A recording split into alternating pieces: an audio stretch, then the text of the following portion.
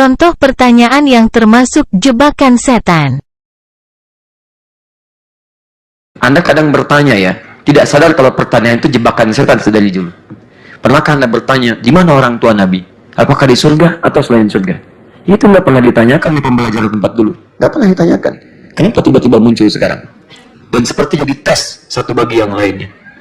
Awas, hati-hati. Anda kena jebakan di situ. Nanti saya tunjukkan kepada Anda. Ini asalnya dari mana?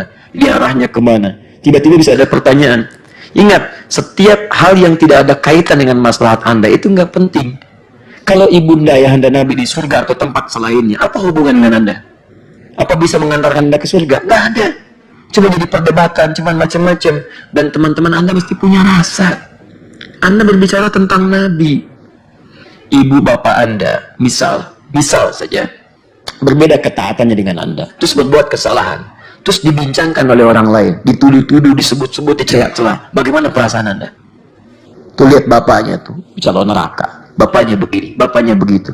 Nabi saja ketika menyanjung Ikrimah itu tidak ingin mengungkap tentang Abu Jahal. Abu Jahal itu bapaknya Ikrimah, tapi nggak pernah disebut-sebut di hadapan Ikrimah.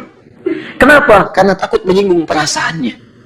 Anda ini bapak ibu Nabi, apa nggak sadar? Ya walaupun ada hal-hal yang terkait dengan kondisinya, itu urusan mereka dengan Allah. Urusan kita tidak menilai makhluk. Apa Anda nggak peka Anda sedang menyinggung orang tua Nabi? Bagaimana perasaan Nabi ketika mendengar kalimat-kalimat Anda? Pernah nggak ada sahabat yang menyebutkan kalimat-kalimat demikian? Langsung mengatakan begini, dan sebagainya. Tidak.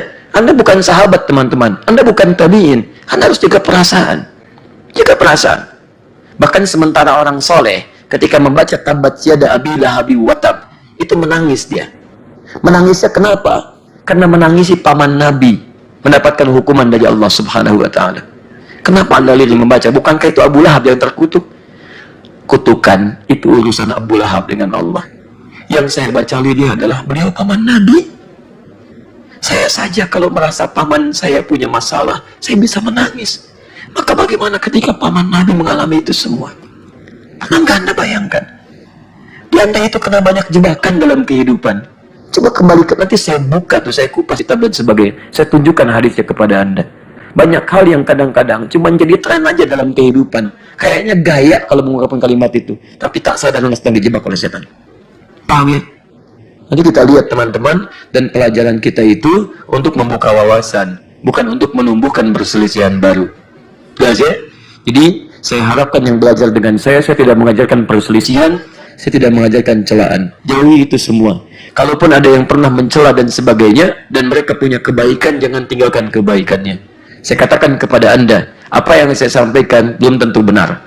Kalau ajaran saya yang saya sampaikan tidak mendekatkan Anda dengan Allah dan tidak menumbuhkan peningkatan ilmu Anda, tinggalkan saya, ambil pendapat Ustaz yang lebih baik. Dan doakan para Ustaz supaya bersinergi dalam kebaikan, jauh dari godaan setan yang dengan itu ada kebaikan-kebaikan didapatkan.